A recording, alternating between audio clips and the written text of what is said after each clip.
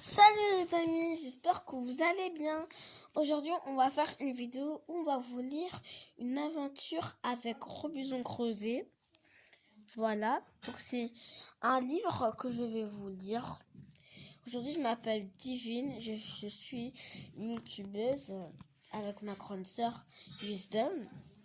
Donc aujourd'hui, on va vous lire un livre, je veux dire. Donc on va commencer. Une aventure avec Robinson Crusoe.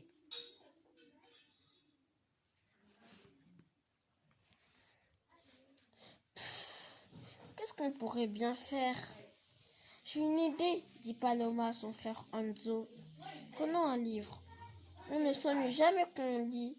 Toi aussi, Pipo. Voilà Paloma, Enzo et Pipo plongés dans Robinson Crusoe de Daniel Defoe. En un clin d'œil, par la magie de la lecture, ils se trouvent transportés à l'intérieur du livre.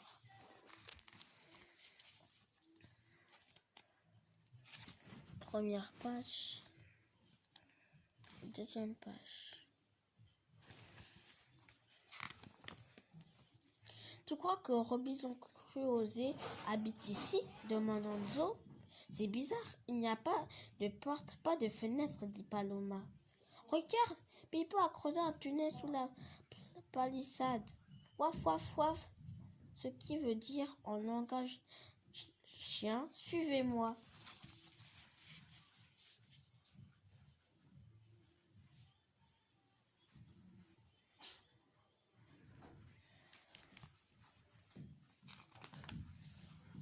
Derrière la clôture, il y a une grande tente faite avec la voile d'un bateau. Robinson crave des petits bâtons sur un poteau.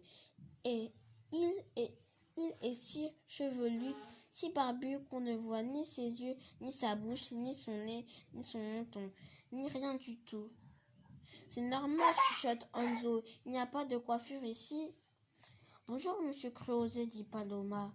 Vous ne voyez pas que je suis occupée? Gronde Robinson d'une grosse voix. Je consulte mon calendrier. Cela fait exactement 8 ans, 24 jours et 3 heures que mon navire a échoué. Oh là là, dit Paloma. Je vous plains de tout mon cœur. Je vis très bien comme ça. Laissez-moi tranquille. Allez, filez.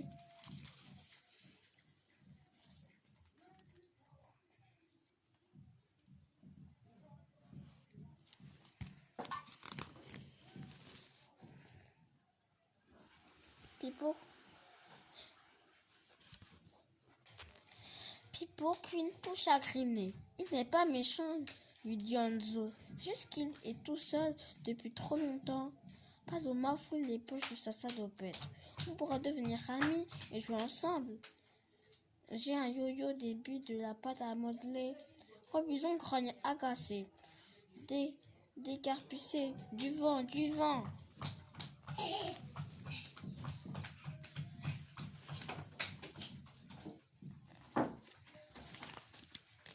Le vent l'a entendu. Chou, m'a appelé mon ami. Je n'ai pas d'amis. Ça ne sert à rien. Chou, ne sert à rien. Moi, chou, va voir. Le vent souffle de toutes ses forces et la petite brise devient un ouragan. Robinson et les enfants s'accrochent aux branches du palétuvier pour ne pas être emportés.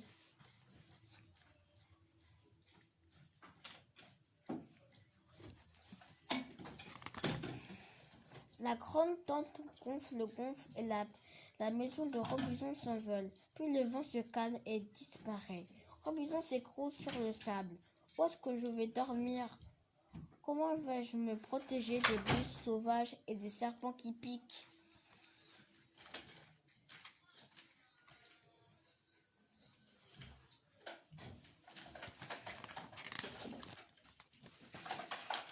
On va vous aider à reconstruire, dit Enzo. Mais vous n'êtes que des enfants, des petits asticots. Ne construirez rien son biscotto. Pipo croise les pattes vexé. Waf, ce qui veut dire en langage chien, il n'y a pas que les muscles dans la vie, il faut du courage et de l'imagination aussi. Commençons par chercher un nouvel abri qui ne s'envolera pas, décide Paloma. Mais je n'ai jamais quitté cette plage, râle Robinson.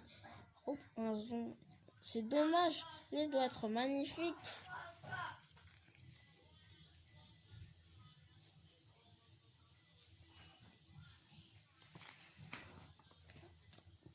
Paloma sort des jumelles d'une de ses nombreuses poches. Allons, explorons.